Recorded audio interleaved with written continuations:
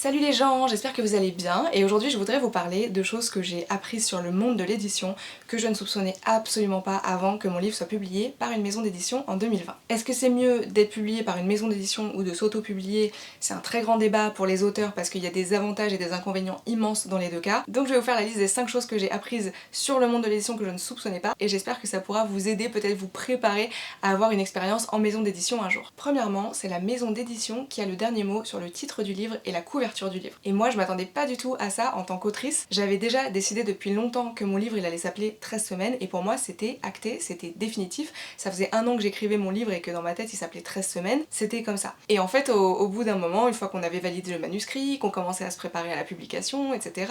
mon éditrice m'envoie un email et elle me dit: alors Morgane, on va devoir trancher sur le titre, il faudrait que tu nous envoies plusieurs propositions pour les comparer avec 13 semaines. Et moi je lui réponds et je lui dis mais non, mais en fait je sais déjà que le titre ça va être 13 semaines et que j'ai déjà choisi quoi. Et en fait elle m'explique que ça se passe pas vraiment comme ça dans les faits, dans la réalité avec une maison d'édition. C'est la maison d'édition qui choisit, c'est pas forcément l'auteur. Évidemment que la maison d'édition s'intéresse et écoute ce que dit l'auteur, mais il compare aussi ce que dit l'auteur avec tout un tas de critères, comme par exemple le critère commercial et l'approche en fait vente et business du livre. Et en fait ce qui s'est passé avec le titre de mon livre, c'est que moi je voulais l'appeler 13 semaines, mais le service commercial trouvait que on comprenait pas assez que ça parlait de télé-réalité et ça se raccrochait pas assez à l'émission Secret Story. Et donc mon éditrice revient vers moi en m'expliquant je suis désolée mais le service commercial a mis un veto sur le titre 13 semaines donc c'est impossible, c'est mort, on pourra jamais l'utiliser. Et là à ce moment-là je comprends qu'en fait le service commercial a plus de poids que moi qui suis l'autrice dans cette décision. Je m'y attendais pas, je pensais que vraiment c'était l'auteur, la personne qui avait écrit le livre qui choisissait comment le livre allait s'appeler, mais à ce moment-là je découvre que c'est pas le cas et que le service commercial a énormément de poids et même plus que moi dans cette décision. Du coup mon éditrice me propose un autre titre qui est La Maison des Secrets. Et moi au début j'aime pas du tout ce titre parce que je trouve que c'est beaucoup trop associé à Secret Story, ça rappelle beaucoup trop l'émission. Elle était diplomate et elle me donne des arguments et elle me dit en fait tu sais c'est un titre qui est quand même plus subtil qu'il n'y paraît parce que finalement dans ton récit tu expliques qu'il y avait beaucoup de choses que tu as découvert sur la télé-réalité, sur les coulisses qui ont été difficiles à vivre et que tu soupçonnais pas. Et elle me dit La Maison des Secrets c'est pas mal parce que ça implique qu'il y a des secrets qui étaient cachés aussi par la maison, pas juste par les candidats et que tu vas parler de tout ça. Et c'est pas mal comme vision et tout, elle était forte, elle avait les bons arguments, en gros elle arrive à me réconforter un peu et à me dire voilà c'est quand même pas un titre si racoleur que ça, parce que moi je trouvais que c'était très racoleur de l'appeler La Maison des Secrets, je trouvais que c'était vraiment juste pour s'associer à l'univers de l'émission et ça me plaisait pas. Et en fait finalement il y a eu un retournement de situation total et j'ai été sauvée par l'univers vraiment, parce que quelques semaines plus tard le service juridique de la maison d'édition est revenu vers le service commercial et mon éditrice en expliquant que c'était absolument impossible d'utiliser le titre La Maison des Secrets parce que c'est une marque déposée. Ce qui fait qu'à ce moment-là, on était à 2 mois de la publication du livre, on n'avait pas le temps de brainstormer sur 45 000 choses, et mon éditrice m'a dit écoute, parce que ça faisait déjà quelques semaines, voire quelques mois qu'il y avait eu toute cette histoire à propos du titre et que ça avait été changé et tout, et à ce moment-là, mon éditrice a été très forte parce qu'elle est retournée voir le directeur de la maison d'édition en lui proposant comme titre 13 semaines, sans revenir sur les antécédents. Et là, il a vu ce titre-là et il a dit oui c'est bon, c'est bien, ça colle bien avec l'univers du livre et tout, avec son expérience, donc on y va. Et derrière, mon éditrice est revenue vers moi en me disant Morgane, c'est bon, j'en ai parlé avec le directeur, il a validé, donc on part sur 13 semaines. Et grâce à l'univers, j'ai pu avoir le titre que je voulais pour mon livre, mais c'était pas gagné. Et pour la couverture, on a eu beaucoup de désaccords aussi, mais au final on a réussi à trouver quelque chose qui nous allait à tous. Deuxièmement, ce n'est pas l'auteur qui fixe le prix du livre. Et ça m'a surprise aussi parce qu'en fait, à un moment donné, je reçois la maquette de la couverture et de la 4e de couverture de mon livre, et je vois au dos du livre le prix qui est écrit, et je vois que c'est écrit 18 €. Et moi, c'est pas quelque chose, enfin mon livre en fait, je pensais que c'était moi qui allais décider du prix, et personnellement j'aurais voulu le mettre à 13 € parce que je trouvais que c'était un peu un chiffre symbolique, 13 semaines, 13 €. En plus, je suis née un vendredi 13 juillet, donc voilà, j'ai un rapport particulier avec le chiffre 13, comme Taylor Swift. Et j'aurais trouvé que c'était un bon prix. En plus de ça, je trouve que c'était un petit peu plus accessible. Et donc à nouveau, je vois ce prix-là et j'envoie un mail à mon éditrice en lui disant coucou, j'ai vu que sur la 4e de couve c'était écrit 18 € pour le prix du livre, je pense que c'est un peu trop cher et qu'on devrait baisser un peu le prix. Personnellement, j'aurais aimé un prix autour de 13 €. Et alors là, Bon, heureusement qu'elle savait que j'avais pas d'expérience avec ça, mais voilà, elle a été très diplomate, mais en gros elle m'a expliqué très gentiment que c'était pas du tout quelque chose qui était négociable, parce qu'en fait c'était un prix qui était fixé par rapport au coût de fabrication du livre, par rapport au grammage, par rapport à l'encre utilisée, par rapport au poids, par rapport au papier, par rapport à plein de choses qui s'associent ensemble, et aussi aux standards de l'industrie. Et elle m'a dit c'est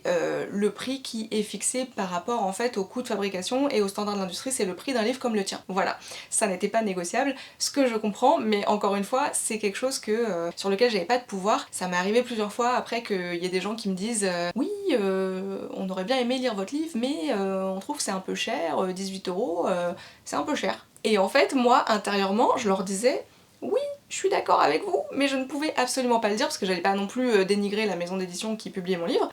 ni dénigrer mon livre en disant ouais c'est vrai je trouve qu'il est trop cher, voilà tu peux pas dire ça. Mais c'est vrai que si ça n'avait tenu qu'à moi je l'aurais mis à un prix un peu moins élevé, mais encore une fois c'est des choses qui ne sont pas décidées par l'auteur à ce moment-là. La seule chose que je pouvais dire aux gens c'était de leur conseiller de prendre la version numérique parce que la version numérique est toujours un petit peu moins chère que la version papier vu qu'il n'y a pas d'objet à imprimer, ça coûte moins cher. Troisièmement, la maison d'édition donne un nombre d'exemplaires très limité du livre à l'auteur. Quand on est auteur d'un livre, je crois que les gens pensent qu'on a une salle chez nous, un petit cagibi dans lequel on a des piles de livres et qu'on en a des centaines et qu'on peut vraiment les distribuer autant qu'on veut. Et c'est pas du tout le cas. Dans le contrat qu'on signe avec la maison d'édition, il y a une petite ligne qui parle de ça et qui dit la maison d'édition s'engage à fournir tant d'exemplaires gratuits à l'auteur en tant qu'exemplaire d'auteur. Et dans mon cas, c'était 10 exemplaires qui étaient prévus dans le contrat. Sauf qu'en fait, dans les faits, on m'en a donné 5 quand il est sorti et ensuite on m'a dit on peut pas t'en donner plus, on t'en donnera plus après parce que pour l'instant on n'en a pas plus que ça, on n'a pas reçu tous les exemplaires, mais en fait ça va super vite parce que déjà il en fallait un pour moi que je devais conserver, notamment aussi pour faire la promo parce que souvent quand on va faire des interviews, il y a plein de journalistes ou il y a plein de médias qui n'ont pas forcément reçu un exemplaire dans le service presse et qui vont demander à l'auteur de venir lui-même avec son exemplaire pour pouvoir montrer le livre à l'image. Et après, beaucoup plus tard, on m'a redonné 5 autres exemplaires. À ce moment-là, je les ai dispatchés avec d'autres personnes de ma famille à qui j'avais pas pu en donner tout de suite, mais après ça, je n'avais plus d'exemplaires à offrir. Et en fait, ce qui s'est passé, c'est que plusieurs fois, j'ai eu des conversations avec des gens et donc on me demandait est-ce que ce serait possible peut-être que tu nous envoies un exemplaire. Et j'étais absolument navrée à chaque fois parce que je voulais pas que les gens aient l'impression que j'essayais de me faire de l'argent sur leur dos, mais j'étais obligée de leur dire alors moi j'ai plus d'exemplaires à ma disposition, donc la seule façon d'avoir le livre c'est de vous le procurer via le commerce ou peut-être une bibliothèque ou un réseau de prêt, je sais pas. Et j'avais vraiment l'impression que les gens allaient croire que j'essayais de me mettre directement leur argent dans la poche, alors que c'était pas du tout le cas, parce qu'en plus de ça, leur argent c'est pas moi qui l'empochais, c'était la maison d'édition. Après quand tu passes un certain nombre de ventes, la maison d'édition te reverse 8% des bénéfices, mais il faut déjà avoir atteint un certain nombre d'exemplaires vendus et il faut en vendre des milliers avant d'arriver à ce truc là. Ça à la limite c'est un autre sujet, l'argent et la rémunération des auteurs et comment ça se passe entre le prix d'une avance, le prix que reversent les maisons d'édition, combien on est payé, combien il faut vendre d'exemplaires pour récupérer une partie des sommes et le pourcentage des sommes qu'on touche. C'est un vaste sujet qui est beaucoup plus complexe. Je ferai une autre vidéo si ça vous intéresse, dites-le moi dans les commentaires et je ferai une autre vidéo sur la rémunération des auteurs et comment ça se passe avec une maison d'édition, comment se passent les rapports financiers. Il y a aussi beaucoup de choses à dire, c'est assez compliqué. On n'a pas beaucoup de transparence en tant qu'auteur sur à la fois les chiffres de vente et les bénéfices qui sont faits par rapport à notre livre, ce qui fait que c'est très difficile d'estimer combien la maison d'édition a gagné, alors que en fait la maison d'édition commence à te reverser un pourcentage une fois qu'elle s'est remboursée des coûts de fabrication. Sauf que toi en tant qu'auteur, tu n'as aucune façon de savoir combien la maison d'édition a investi. Donc si la maison d'édition veut te dire votre livre il nous a coûté 70 000 € à produire, si on additionne le coût de l'éditrice qui a travaillé avec vous pendant des semaines, le coût de l'attaché de presse qui a travaillé sur votre livre, le coût de l'impression, etc. et les réseaux de distribution, ils peuvent te donner un chiffre que toi tu ne peux absolument pas vérifier, et surtout derrière au niveau des ventes, il y a que eux qui ont accès aux chiffres des ventes. En tout cas c'est un sujet très très vaste sur lequel il y aurait beaucoup de choses à dire, et c'est pour ça d'ailleurs qu'il y a beaucoup d'auteurs qui préfèrent être en auto-édition, parce qu'ils se disent bon, certes je ne bénéficierai pas de l'expertise de la maison d'édition par rapport à la maquette, par rapport au travail du texte, par rapport à la distribution, mais au moins je suis vraiment en autonomie par rapport à mes décisions et je suis aussi capable de voir exactement combien d'exemplaires se vendent, et surtout je récupère une partie beaucoup plus importante et peut-être juste des ventes de mon livre. Et le quatrième point justement va dans cette lignée. En fait l'auteur n'a pas accès aux chiffres de vente de son livre, c'est la maison d'édition qui voit les chiffres de vente et qui les communique à l'auteur. Donc ça aussi c'est un truc qui nous est demandé énormément en tant qu'auteur pendant la promotion d'un livre, pendant la sortie et même après. Les gens demandent souvent combien combien t'en as vendu, combien t'as vendu d'exemplaires. Et ça c'est une question déjà qui est très difficile à poser aux auteurs. C'est un peu comme si on était jugé que sur notre nombre de followers dans la vie en fait. Les gens d'un seul coup, on dirait qu'ils réduisent ton livre à combien t'en as vendu. C'est un peu parfois oppressant parce que t'as envie de dire aux gens mais est-ce que tu l'as lu, est-ce que tu trouves qu'il est bien, est-ce que demande-moi en fait, demande-moi si moi je suis contente de mon livre, demande-moi si les critiques sont bonnes, si les retours des gens sont positifs, parce que sinon quand les gens ils demandent juste alors t'en as vendu combien, on a un peu l'impression d'être jugé sur notre qualité commerciale, notre qualité à faire des ventes et pas forcément sur le contenu du livre en lui-même et ça peut être un petit peu gênant parfois. Ce qui fait que pendant la période de promotion ou après, on est toujours un peu dans le flou en tant qu'auteur. Alors au fur et à mesure de temps en temps on arrive à avoir des chiffres à un moment donné ou des estimations à un temps donné, mais c'est vraiment c'est assez compliqué quoi, parce que je me souviens moi j'avais envie de savoir en temps réel les ventes qu'on faisait et tout, et en fait j'envoyais des mails et on me disait non on peut pas savoir cette semaine, il faut attendre jusqu'à vendredi prochain parce que sinon on n'aura pas une estimation avant ça machin. Et c'est vrai que c'est pas facile d'être dans le flou quand on est auteur parce que on a envie de savoir pour soi-même, mais il y a aussi beaucoup de gens qui demandent très fréquemment alors combien t'en as vendu, comment se passent les ventes, etc. Et parfois on peut même pas vraiment répondre à cette question parce qu'en fait on n'a pas accès aux chiffres et que même quand on les demande, ils arrivent pas tout de suite. Enfin, cinquième et dernier point, la maison d'édition peut décider unilatéralement d'arrêter de commercialiser le livre, d'arrêter de vendre le livre, et à ce moment-là, il disparaît des librairies. Ça s'appelle un arrêt de commercialisation. Alors ça c'est pareil, moi je pensais que quand on était publié et qu'on était présent en librairie, on l'était un peu pour toujours. Et en fait, c'était un peu naïf de penser ça parce que quand on pense au volume de livres qui sortent chaque année, il est impossible physiquement pour les librairies de maintenir ne serait-ce que 1 ou 2 exemplaires de chaque livre qui sort. En fait, ils gardent les exemplaires qu'ils ont le plus de chances de vendre et ceux qui sont des classiques, qui durent dans le temps, etc. plus les nouvelles sorties à chaque fois qui viennent d'arriver. Mais du coup, mon livre il a été présent en librairie pendant 2 ans je crois, et au bout de 2 ans, en fait, j'ai appris qu'il avait été en arrêt de commercialisation parce que j'avais un abonné qui essayait de trouver mon livre en librairie et qui ne le trouvait pas, et qui m'envoyait des messages pour me dire Morgane, je cherche ton livre, est-ce que tu sais où je peux le trouver? Et donc moi au début je lui dis bah écoute, je sais pas, en plus j'étais aux États-Unis donc j'avais vraiment pas trop la possibilité de chercher en France dans quelle librairie il était dispo en stock, etc. Et donc je lui dis écoute je sais pas mais normalement il est dispo à la Fnac, il est dispo chez Cultura, donc essaye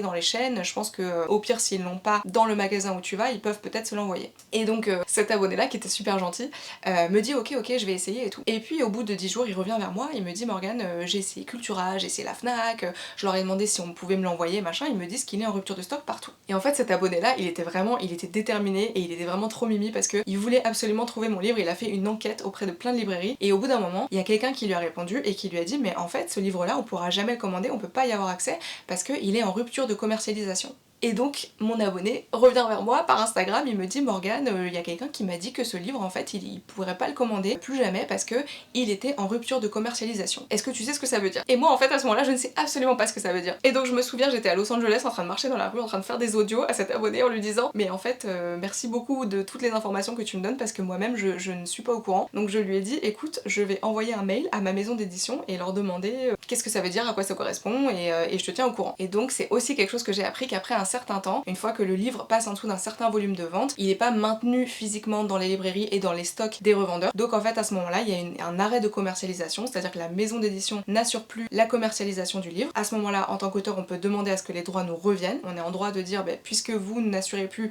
la distribution du livre, je veux récupérer les droits et moi je vais m'occuper de la distribution du livre. Ou pas, on n'est pas obligé de le remettre en circulation, en auto-publication, mais moi personnellement c'est ce que j'ai fait parce que je me disais bon bah j'ai écrit ce livre, j'y tiens, c'est mon histoire et j'aimerais qu'il soit quand même accessible quelque part s'il y a des gens qui ont envie de se le procurer. Et du coup je l'ai remis en circulation sur Amazon via le circuit d'auto-publication, qui a été d'ailleurs très compliqué, c'est là que j'ai appris comment faire une maquette, comment faire une couverture, etc. Et c'était pas simple, et j'ai réalisé un petit peu plus aussi l'apport de la maison d'édition dans ce cas-là, parce que c'est vrai que ça c'est des choses dont je m'étais pas du tout occupée au départ et dont j'ai dû m'occuper ensuite quand j'ai voulu le remettre en circulation par moi-même, et je me suis rendu compte que c'était quand même assez complexe. Voilà pour les choses que j'ai apprises que je ne soupçonnais absolument pas sur le monde de l'édition. Ceci étant dit, je suis quand même très heureuse d'avoir été publiée par une maison d'édition. Je le referais si c'était à refaire. Je considère qu'elles ont une expertise inégalable et précieuse dans ce domaine. C'était mon premier livre, je n'aurais pas su peut-être gérer toutes ces choses-là aussi bien que la maison d'édition. Mon éditrice, elle était vraiment géniale, elle m'a accompagnée à chaque étape.